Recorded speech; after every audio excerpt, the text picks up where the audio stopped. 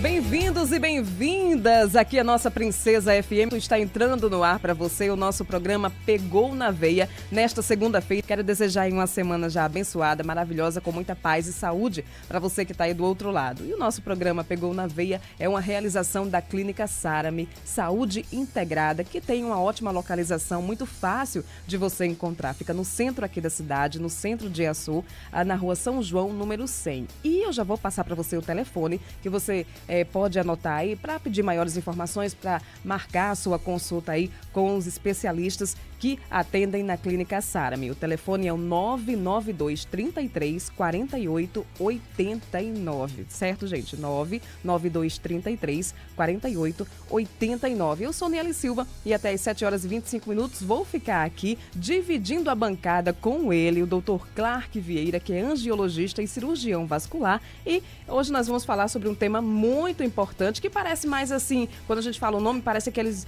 vilões de filme de ação, mas a gente vai desarmar essa bomba, né, Dr. Clark? Bom dia! Pois é, Niele e queridos ouvintes aqui da Rádio Princesa, muito bom dia. O tema hoje está bombástico, né? Isso. Podemos dizer que teremos que desarmar uma bomba chamada aneurisma. Exatamente. Vamos direto ao ponto, gente. O nosso tema de hoje é aneurisma, tá? Quando um vaso se transforma em uma bomba relógio. E eu já começo perguntando ao senhor, Dr. Clark, o que é um aneurisma? Pois é, muita gente pensa que aneurisma é uma coisa muito distante, mas a verdade é que aqui na nossa cidade eu já identifiquei vários pacientes com aneurisma em diversos setores. Diversos setores do corpo, a gente vai falar sobre isso. Então, o conceito de aneurisma é basicamente uma dilatação. A gente precisa enxergar o aneurisma como uma dilatação, Niele. Mas quanto de dilatação um vaso precisa para ser chamado de um vaso com aneurisma? Porque não é qualquer dilatação. Por exemplo, se eu tenho uma dilatação bem pequenininha, eu não posso chamar esse vaso muitas vezes de aneurismático. Mas se eu tenho uma dilatação maior, aí já passa a ser aneurisma. Então vamos entender esse conceito. Eu tenho um vaso, vamos dizer que esse vaso ele mede normalmente 3 centímetros. Então, para eu considerar um vaso com aneurisma, eu preciso que esse vaso ele vá até o tamanho dele mais 50% a mais de margem que eu dou. Sim. Então, digamos, se ele tem 3 centímetros, 50% de 3 centímetros é 1,5, é 1,5. Então, eu tenho que somar 3 mais 1,5 dá 4,5. Então, esse vaso que tem normalmente até 3, ele pode crescer até 4,5 e eu vou considerar isso aí uma coisa ok, uma coisa normal, entre aspas, sem ser aneurisma. É uma dilatação não aneurismática, é uma dilatação simples.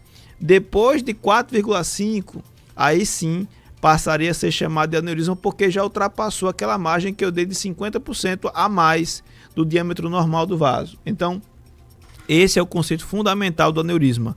É uma dilatação, mas não qualquer dilatação. É uma dilatação que tem 50% a mais do diâmetro normal daquele vaso esperado para ele. Então, esse conceito é fundamental.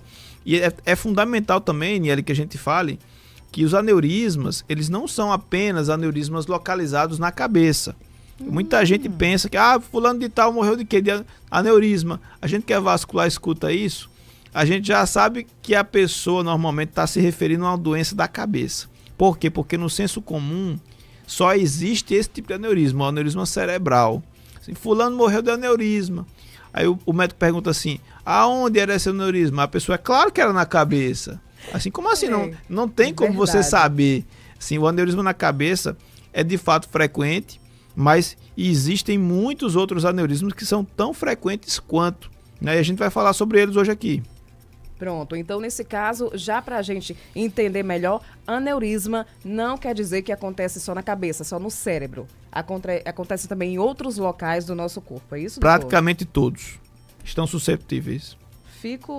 Eu falo pro senhor que eu também fiquei surpresa, fiquei muito surpresa. Pois é. E aí, nesse caso, Dr. Clark, aneurisma de aorta, é o chefão da coisa, é isso? É quem toma conta de tudo, digamos assim? Pois é, o aneurisma na aorta, ele é muito frequente. Vamos entender quais são assim, as causas desse aneurisma E eu vou chegar exatamente nessa artéria que você está falando aí, Niele, que é muito importante. Então, veja, existe alguma coisa que acontece nessa artéria que faz com que ela dilate. A gente tem que pensar assim.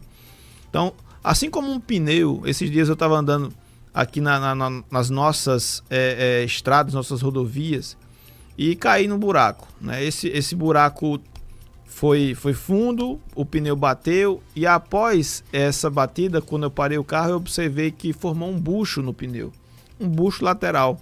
Então, há uma dilatação no pneu que aconteceu ali. Então, esse dano que o pneu sofreu gerou um dano estrutural, né, que ele dilatou. Assim também no aneurisma acontece alguma coisa na artéria, que está normal a artéria, e passa a acontecer alguma coisa que faz com que ela dilate. Então, os fatores de risco é o que eu quero falar. O que leva essa artéria a adoecer. Então, basicamente são os mesmos fatores de risco para as doenças arteriais cardiovasculares. O principal deles, gente, qual é? Tabagismo. Tabagismo é o principal fator de risco para o aneurisma de qualquer setor, né, da aorta abdominal e de outros. Por que o tabagismo faz isso?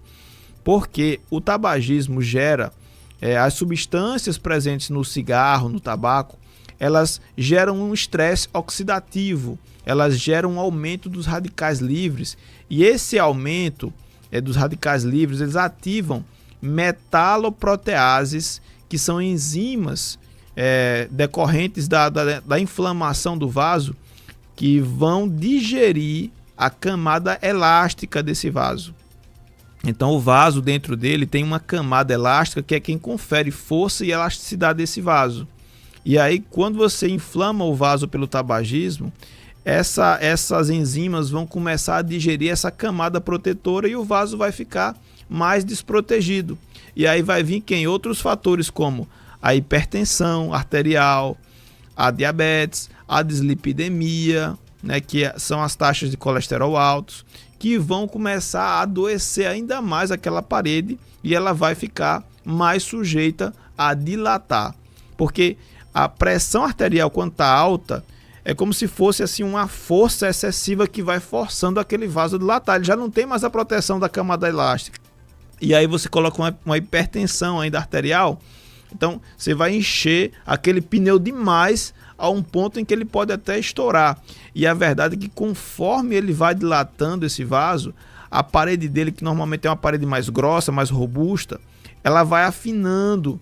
Igual você pega um balão, quanto mais você enche esse balão, Niele, mais a parede daquele balão vai ficando fininha, fininha, até um ponto que se você continuar botando ar ali ou água, aquilo ali vai romper, porque a parede está tão esticada, tão distendida, que ele vai encontrar um ponto de ruptura. E quando isso acontece, a gente sabe, Niele, que a mortalidade é muito grande, que as complicações são muito grandes. Falando sobre o aneurisma de aorta, é uma doença importante da gente falar, porque o aneurisma de aorta, ele normalmente não dá sintomas. Não dá sintomas. Nenhum sintoma. A artéria, a aorta, é a principal artéria do nosso corpo. Sim. É a artéria mãe. Todas as artérias que nós temos são ramos diretos ou indiretos da aorta.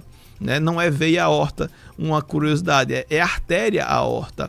A veia é aquele vaso que está levando de volta. A artéria que está entregando. Então, como a aorta ela sai direto do coração para os tecidos, então ela vai ser uma artéria. A gente chama de veia porque é mais fácil de compreender, mas da forma correta ela é chamada de artéria. Mais uma coisa, eu conhecia por veia aorta. Pois é, muita gente conhece assim. Tem só esse detalhe que é importante que se fale conceitualmente. Então, do ponto de vista de sintomas, não costuma dar muitos sintomas o aneurisma de aorta. Por que não? Porque a barriga tem muito espaço para essa artéria crescer e normalmente ela não bate em nada. Ela não dói, a artéria não tem nervo normalmente. Ela não bate em alguma estrutura. Normalmente o diagnóstico ele é feito de forma acidental. O paciente vai fazer um ultrassom, tem uma cólica renal, quer investigar pedra de vesícula, e aí o médico pede um ultrassom de abdômen, e aí o médico, quando vai fazer lá pesquisar as coisas, se dá conta, dá de cara com o aneurisma de aorta ali, se assusta naquela hora, e aí é assim que o paciente sabe que tem essa doença, porque normalmente as pessoas não pesquisam Mas a verdade é que as pessoas que têm os fatores de risco que a gente falou, é tabagista, tem pressão alta, tem dislipidemia e tem uma idade um pouco mais avançada, 60 anos ou mais, então essa pessoa já é uma candidata a fazer uma ultrassonografia para triagem. Mesmo que ela não tenha sintoma nenhum, ela faz um exame não invasivo, relativamente barato, considerando outros métodos. Então é um diagnóstico importante que, se a gente der precocemente, a gente consegue evitar muito problema. Então o aneurisma de aorta, ele normalmente é diagnosticado pelos exames complementares. Em casos muito avançados, que o aneurisma já está bem dilatado, você pode identificar uma massa pulsátil no abdômen. Você bota a mão no abdômen e sente como se fosse uma pulsação, um pulsão amplo. Às vezes você consegue até visualizar sem precisar botar a mão. Quando a pessoa está deitada, é uma pessoa mais magrinha. Então, é importante que a gente já entre com o diagnóstico o mais precocemente possível, né? O aneurisma de aorta, ele tem uma mortalidade, quando essa aorta rompe nele, a mortalidade é acima de 90%, 95%. Meu Deus. Então é uma doença quase mortal. É verdade. Imagina só, você está em casa, de repente, nem sabe que tem um aneurisma de aorta, e aí de repente, na noite, uma dor diferente, mas você começa a se sentir mal, porque é o sangue que está o sangue que está tendo uma hemorragia interna, porque rompeu a aorta. Você não consegue visualizar aquele sangue porque ele está dentro da cavidade abdominal. Você só consegue passar mal pela hemorragia. É como se esse sangue estivesse sendo perdido, porque ele não está mais dentro do vaso, ele está fora. Ele não tem função circulatória. Começa a sair, a pressão é grande. Então pode ser uma pessoa idosa, pode ser seu pai, sua mãe, pode ser você. Você leva, de alguma forma você consegue levar ele para a UPA. O médico da UPA vai fazer o quê? Ele vai assistir, vai colocar um soro, ele vai tentar entender por que aquela pessoa está assim. Será que é um infarto? Será que é uma infecção? Será que é o quê? Só que enquanto isso vai sendo feito, esse sangue está sendo perdido. E aí você vai perder um tempo grande até que se dê um diagnóstico, se esse diagnóstico for possível, porque a doença vai se agravando tão rapidamente que a pessoa falece em poucos instantes. Então, para você fazer um tratamento desse, você tem que estar num centro especializado, você tem que ter UTI, você tem que ter médicos especializados, equipamentos, aparato técnico, infraestrutura. Então, seria muito melhor se a gente tivesse conseguido antever esse problema e evitar esse desfecho dessa forma, de madrugada, na loucura. E agora, o que vamos fazer?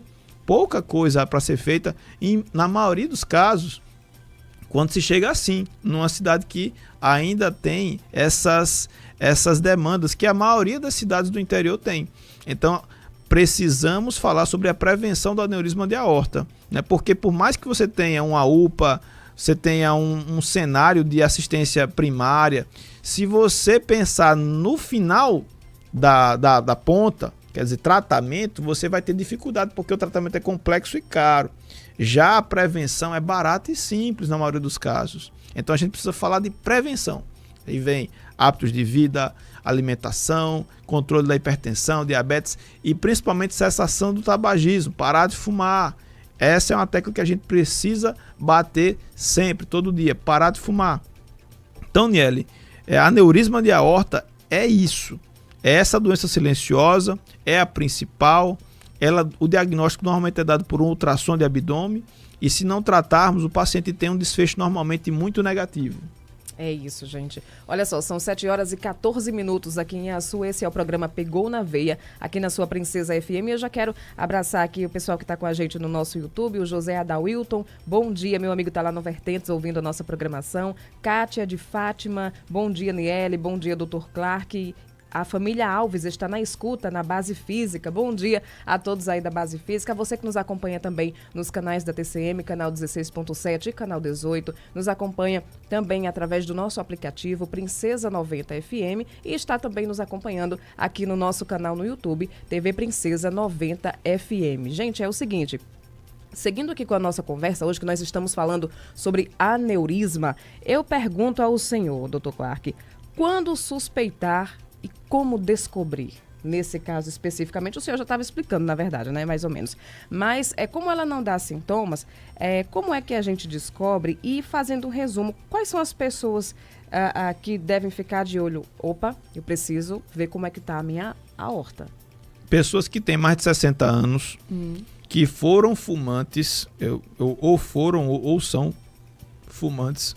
Pode ser que você tenha sido fumante há 10, 15 anos, 20, mas se você foi fumante em algum momento da sua vida, tem mais de 60 anos, tem hipertensão arterial, taxas altas, qualquer uma, você é um candidato a fazer uma ultrassom de abdômen. Faça. O exame custa pouca coisa frente aos benefícios que você vai ter. Pode acreditar. Então esse é o primeiro ponto, esse é o retrato falado. Se você tem alguém na sua família que já teve aneurisma, qualquer setor, você precisa fazer uma investigação daquele setor e de outros também. Se foi na cabeça, você se preocupe. Será que a minha cabeça também pode ter algo assim? Afinal de contas, uma pessoa da minha família teve. Se o seu pai teve um aneurisma de aorta, você deve se perguntar, o que eu tenho de diferente dele? Porque filho de peixe muitas vezes é peixinho, né? Então a genética, ela exerce um fator determinante nas nossas vidas em muitos aspectos. Não é porque a pessoa da família teve que a gente vai ter, mas entendemos que há uma tendência sim que deve ser respeitada e entendida para que a gente possa tomar providências. Então esses são os principais pontos. O ultrassom de abdômen, na cidade mais simples possível, hoje a gente tem acesso. Então, se você identifica isso, precisamos então já ir direcionar o paciente para uma linha de cuidado especializada. Então, se o paciente tem, vamos lá, a aorta abdominal, ela tem um diâmetro normalmente entre 2 e 2,5 centímetros. 2 a 2,5. Então, se você tem um crescimento aí em torno de 5,5, os critérios mais aceitos é 5,5 para homens e 5 para mulheres, 5 centímetros para mulheres e 5,5 para homens. Se você tem alguma dessas dilatações nessa magnitude, normalmente o médico ele indica tratamento cirúrgico para aneurismas de aorta. Isso aí através da tomografia, a medição. O ultrassom é o exame para você ver, para tirar a suspeita. Mas depois que se confirma a suspeita, você normalmente vai fazer uma tomografia de abdômen com contraste, uma angio-TC. Essa angio-TC, ela vai permitir que o médico faça uma medição precisa, delimite o aneurisma onde ele começa, onde ele termina. Normalmente o aneurisma de aorta ele começa abaixo da artéria renal, abaixo dos rins. Ele acomete esse segmento infrarrenal, como a gente chama. Então, é preciso fazer a cirurgia, na maioria dos casos, quando tem acima de 5,5 para os homens, acima de 5 para as mulheres, ou quando o crescimento é acima de 5 milímetros por ano, 0,5 centímetros por ano. Então, se estava, por exemplo, 3,5 o tamanho da aorta, e com um ano você repete aquele exame e vai para 4, quer dizer, cresceu 5 milímetros, então é um sinal de crescimento rápido e provavelmente esse médico ele vai querer operar esse paciente também porque está vendo que o bicho está correndo ligeiro e em pouco tempo vai chegar no ponto de corte. Então, existem várias indicações, mas essas aí são as principais com relação ao aneurisma de aorta.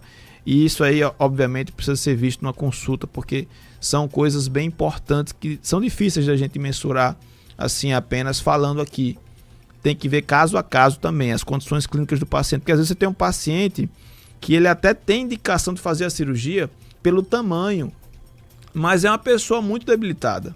É uma pessoa muito idosa, que tem doenças várias, coração doente, um bocado de coisa.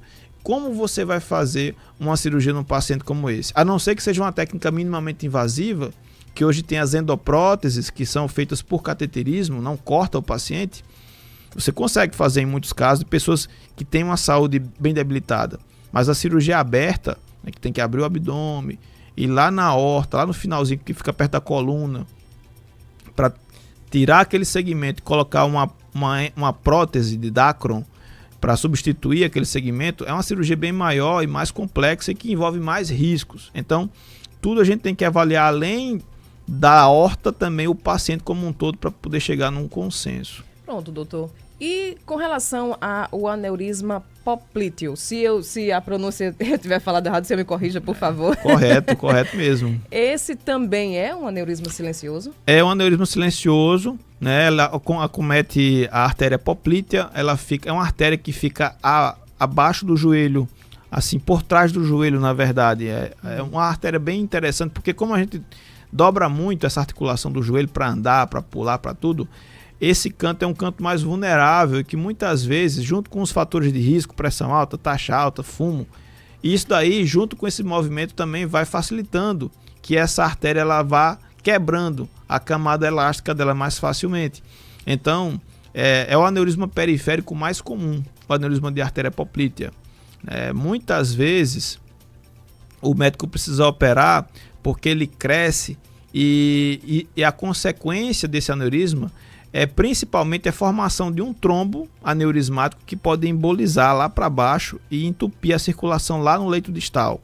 Quer dizer, o trombo que se forma nesse aneurisma, nesse bucho, ele pode migrar para baixo, né? Não é para cima como na trombose venosa profunda, vai para o pulmão. Esse daqui ele migra para baixo, porque o sentido do fluxo arterial é para baixo. Então ele vai migrar esse trombo para baixo e vai entupir lá embaixo nos pés, na perna, e a pessoa fica com a perna azul, perna preta, e se não for desobstruído em tempo hábil, pode perder aquele membro. Principal questão do aneurisma de poplítea é essa, é perder o membro por embolização, né? Normalmente não dá muitos sintomas, quando vem dar é porque está comprimindo alguma estrutura, algum nervo, ou então porque está comprimindo a veia e aí dá um inchaço na perna. Então é um aneurisma interessante, a poplítea tem normalmente 9 milímetros, tamanho médio dela, e a gente opera, assim, dependendo do tamanho também, né? Quando está nesse conceito de aneurisma que a gente falou, 50% a mais do diâmetro normal daquele vaso, né? E a gente vê também as condições clínicas desse paciente. Normalmente o tratamento é feito por via aberta, cortando, mas também pode ser feito por via endovascular, né? Que são as endopróteses também, stents revestidos, que conseguem tratar o aneurisma de artéria poplítea. Muito frequente, a gente normalmente dá o diagnóstico pelo Doppler, né, o Doppler vascular, e eventualmente preciso fazer também tomografia ou ressonância para estratificar melhor. Mas é uma doença bem silenciosa, bem frequente, e é uma bomba relógio na perna de muita gente. Meu Deus do céu. 7h23, já chegando ao finalzinho aqui do nosso programa, Dr. Clark. Mas aí eu queria que o senhor fizesse um breve resumo.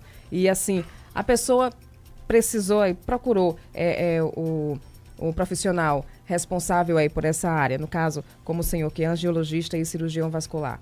Teve algum sintoma, alguma coisa dessas informações que o senhor repassou aqui? A pessoa ficou com alguma dúvida? É importante procurar um médico especializado nessa área. Por quê? Porque tudo que a gente descobre no início é mais fácil de tratar.